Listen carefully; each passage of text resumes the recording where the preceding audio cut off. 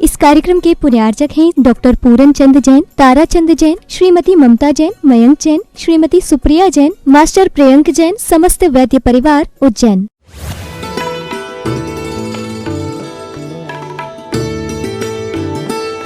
फिर लिंग को भी समझना होगा, तब जाके श्रावक हो चाहे साधु हो, भाव लिंग को प्राप्त करेगा। किसके भाव?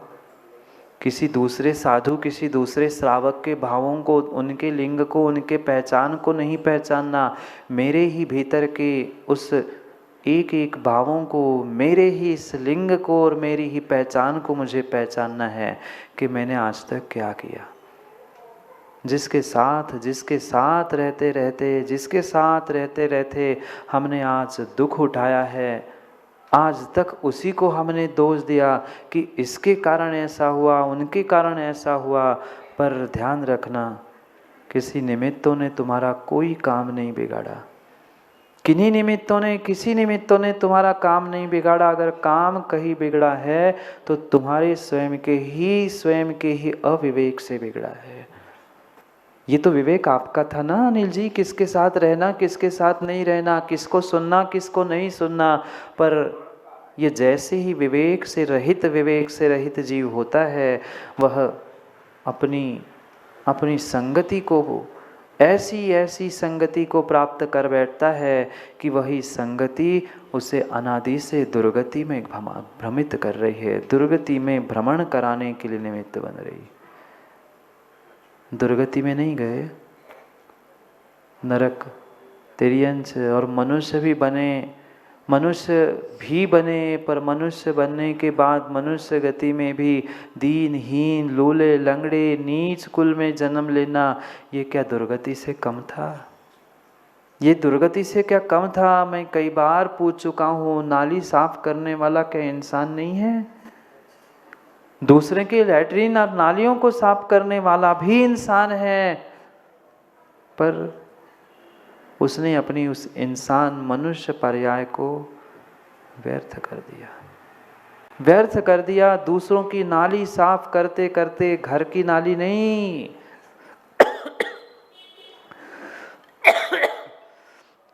मात्र घर की नाली नहीं, वो घर की नाली तो साफ करने वाला फिर भी नहा धो के साफ हो सकता है, स्वच्छ हो सकता है, पर दूसरों के दिमागों की नाली और पता नहीं कहाँ की नाली साफ करने के लिए आज इंसान लगा है। सोचने की, विचार करने की आवश्यकता है। एक नाली साफ करने वाला, क्या कहते हैं आपके यहाँ? क्या कहते हैं नाली साफ करने वाले मालवा में? हैं? जमादार, स्वीपर, भंगी, जो शब्दों का प्रयोग कर लेना। मात्र दूसरों के नाली को साफ करने वाला, उस नाली की संगति करने वाला, नाली को साफ करने वाले को भी आप ऐसे देखते हो, अरे ये तो जमादार है, ये तो भंगी है, ये तो स्वीपर है। क्यों? उस रोड की, उस नाली की सफाई कर रहा था, जबकि वो सामाजिक दौर पे कितना बड़ा काम कर रहा था, भले ही पैसे में कर रहा था, पर एक सामाजिक नैतिकता की जिम्मेदारी को अगर हम समझे, वो बहुत बड़ा काम कर रहा था। पर थोड़ा सा उसका स्पर्श भी हो जाए तो तुरंत व्यक्ति नहाता है, नहाने का प्रयास करता है। क्यों?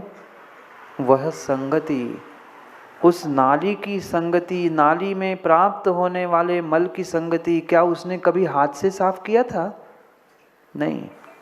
उसके अपने औजार, अपने साधन हैं, उस साधनों से ही वो नाली को साफ करता है, फिर भी उसको स्पर्श करना कोई नहीं चाहता।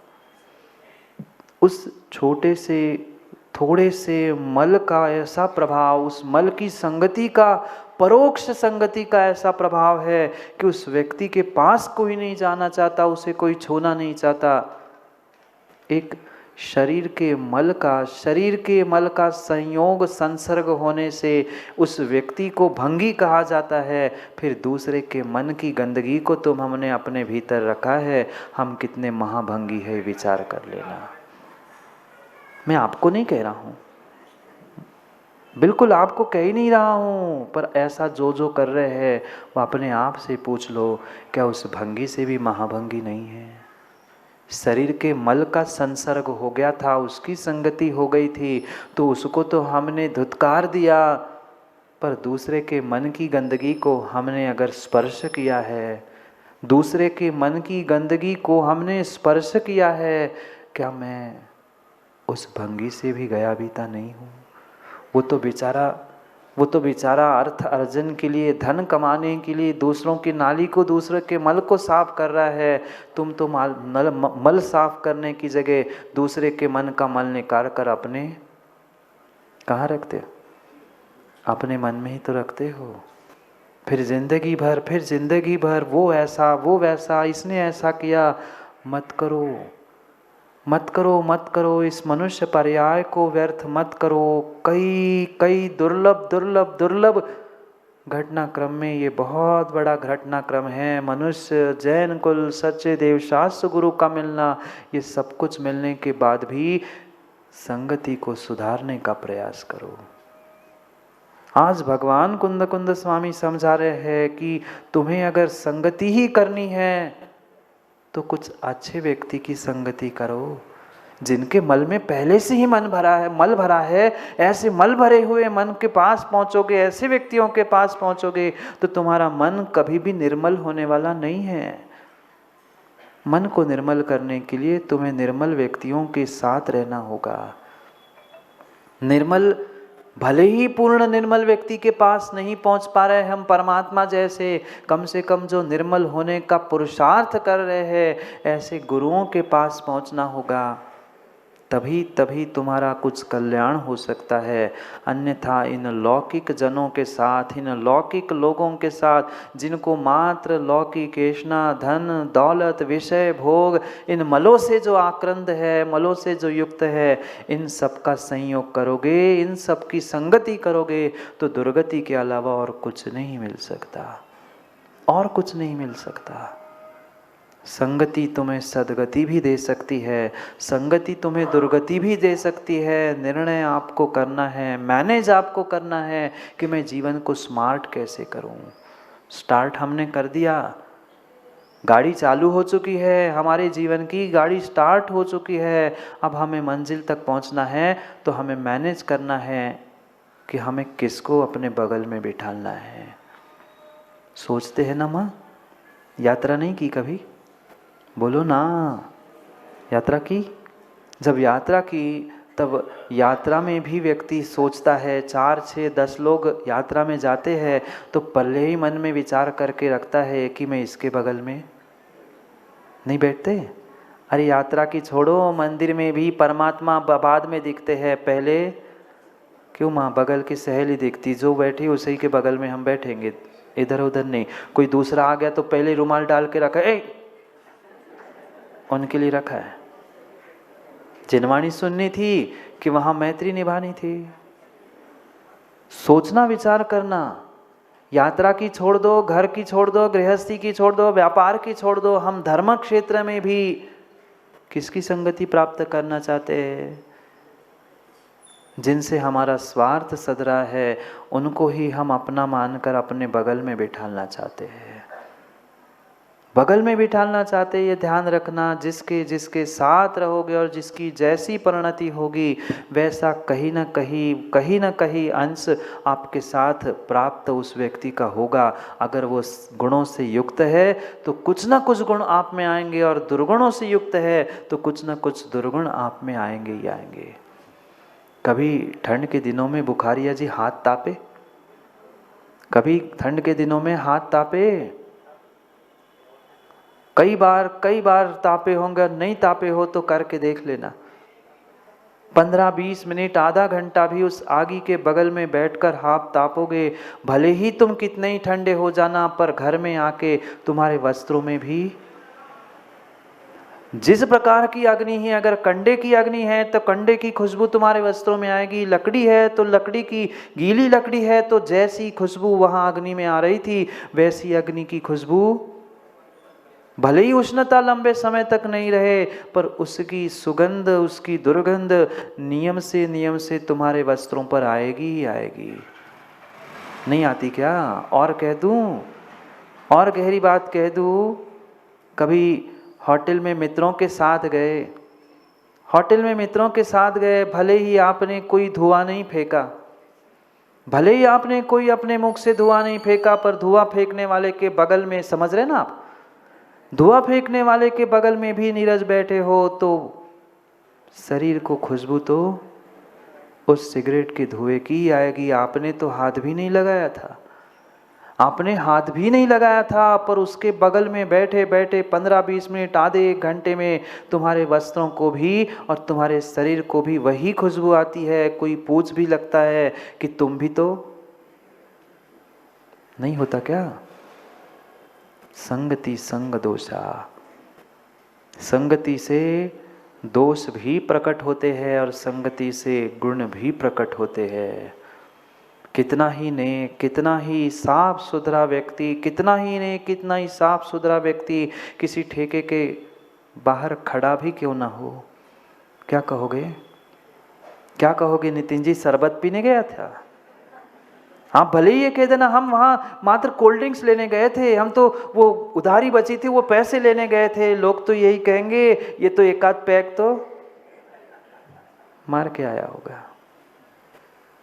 ये सत्य है, इस ब्रह्मांड का, इस जगत का, इस विश्व का सबसे बड़ा सत्य है। तुम जिसके साथ रहोगे बिल्कुल तुम्हारे भाव, तुम्हारी क्रिया, तुम्हारा विवेक उसके ही समान होता है। विचार करो ना, अपने जीवन के ही बारे में विचार करो। माँ बच्चों के साथ कभी नहीं खेले? बच्चों के साथ माता पिता भी खेलते, माँ भी खेलती है, तो जैसे बच्चे तोतली भाषा में बोलते हैं, कैसे बोलते आप? भाषा भी उसके साथ बोलते बोलते वैसी ही होती है। जो व्यक्ति जैसे जिसके साथ पहुंचता है, प्रौढ़ों के पास पहुंचता है, विद्वानों के पास पहुंचता है, तो भाषा वैसे ही बदल जाती है।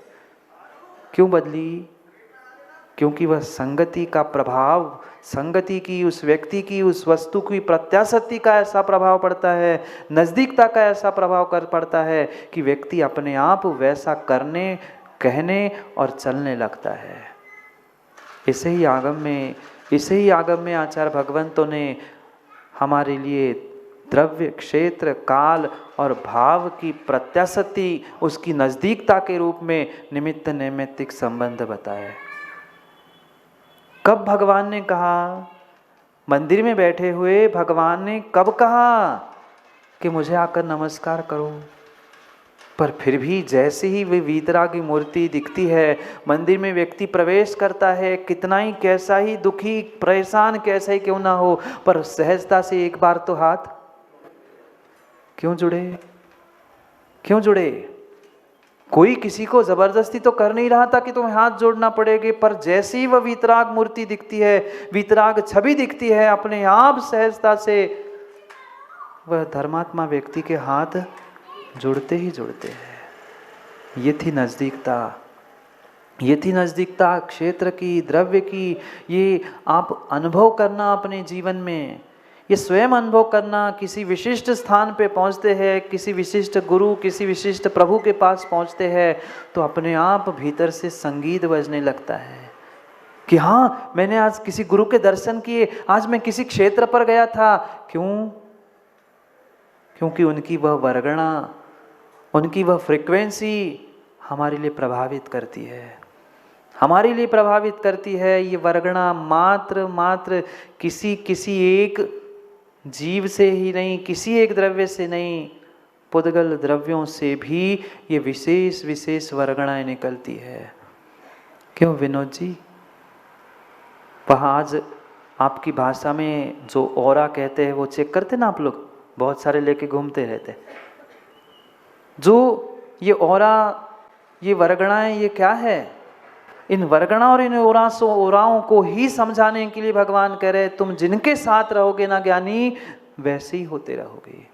अच्छों के साथ रहोगे तो तुम भी अच्छे कहलाओगे, और बुरों के साथ रहोगे तो तुम कितने ही अच्छे क्यों ना हो, तुम्हें बुरा ही सुनने मिलेगा। इसलिए अपनी संगति पर विचार करो। अपनी संगति पर विचार करो। साधु बने हो तो साधु के साथ ही संगति कर लेना, साधुओं के साथ संगति मत करो। और श्रावक बनना चाहते हो तो श्रावक जो बने हैं उन श्रावकों के साथ ही रहो। अगर लौकिक लोगों के साथ, जिनको धर्म का ध भी नहीं पता है, जिनको धर्म की ABCD भी नहीं पता है, ऐसे जीवों के साथ रहोगे तो कभी आप धर्म क्षेत्र में आगे बढ़ ही नहीं सकते। आज भगवान 42 नंबर के श्लोक में कह रहे हैं, दोनों को कह रहे हैं, हे साधु, तू साधु बन गया है ना, साधु का भेष धारण किया है, तो थोड़ा सा पुनः एक बार विवेक जागृत कर और अपने से अधिक गुणों वालों के साथ, और अधिक नहीं भी तो कम से कम समान गुणों वालों के साथ ही रहना, तो ही काम बनेगा। तम्मा समम गुणादो गुणम बाह्यम। उन गुणों से जो आपसे अधिक है, उन अधिक गुणों वालों के साथ रहोगे तो कुछ काम बनेगा। और हीन गुण वालों के साथ रहोगे तो नियम से तुम्हारे गुण भी हीनता को ही प्राप्त होंगे। निर्णय आपको करना है, निर्णय आपको व्यक्तिगत रूप से करना है। हमें किसके साथ रहना है ये भी तो विचार करो। जब घर में रहते हो तो कैसे भाव होते हैं, दुकान में रहते हैं तो कैसे भाव होते हैं, और वही मंदिर में और गुरु के पास आते हैं तो नीरज कैसे भाव होते हैं। क्यों? क्या दिया हमने? कई सारे युवा और कई सारे व्यक्ति आते, कहते महाराज जी आपके पास आते हैं, फिर घर जाने की इच्छा ही नहीं होती, कहीं भी बैठे रहे, पर मन तो भले ही नहीं पहुंच पाए समय पे प्रवचन के लिए, पर घड़ी दिखती है, अरे 9:15 हो गए, महाराज ने मंगलाचरण किया, हो गया 9:30 हो गए, आधे तक पहुंच गए होंगे, इतना हो गया। क्यों? क्या दिया? कुछ ना देने पर भी, कुछ ना मिलने पर भी सम्यक दृष्टि श्रद्धा से इन निमित्तों से बहुत कुछ प्राप्त करना जानता है। पर वो ही जानता है जो गुड कंडक्टर होता है। कंडक्टर जानते हो? वो घंटी बजाने वाला नहीं तो वो तो घंटी बजाने वाला बस वाला कंडक्टर तो जानते हैं, वो नहीं कह रहा हूँ मैं, विज्ञान की भाषा में कह रहा हूँ। गुड कंडक्टर, बैड कंडक्टर, जो एक स्थान से दूसरे स्थान पर ऊर्जा को ले जाने वाला होता है उसे कंडक्टर कहते हैं। ऐसे हम भी अच्छे कंडक्टर बने ना श्रद्धा के, पर उनके पास पहुँचेंगे तब बन पाएंगे। हमारी श्रद्धा ही खोटी है, हमारी दृष्टि ही खोटी है, तो कभी हम गुड कंडक्टर वाहक नहीं बन सकते। वाहक बनो, श्रद्धा के वाहक बनो, धर्म के वाहक बनो। जो हमारे बुजुर्गों ने हमें दिया है उसे आगे बढ़ाते हुए वाहक बनने का प्रयास करो। नहीं तो दूसरों की श्रद्धाओं को तोड़कर, अपनी श्रद्धाओं को तोड़कर हम आगे धर्म के वाहक कंडक्टर बनकर आगे धर्म पहुंचा नहीं सकते। धर्म के वाहक बनने के लिए जहाँ से धर्म प्राप्त हो रहा है, जो सच्चे धर्मात्मा है, उन धर्मात्मा के पास बैठना सीखना होगा। जब तक उनके पास बैठकर सीखेंगे नहीं, तब तक कोई ज्ञानी हो नहीं सकता।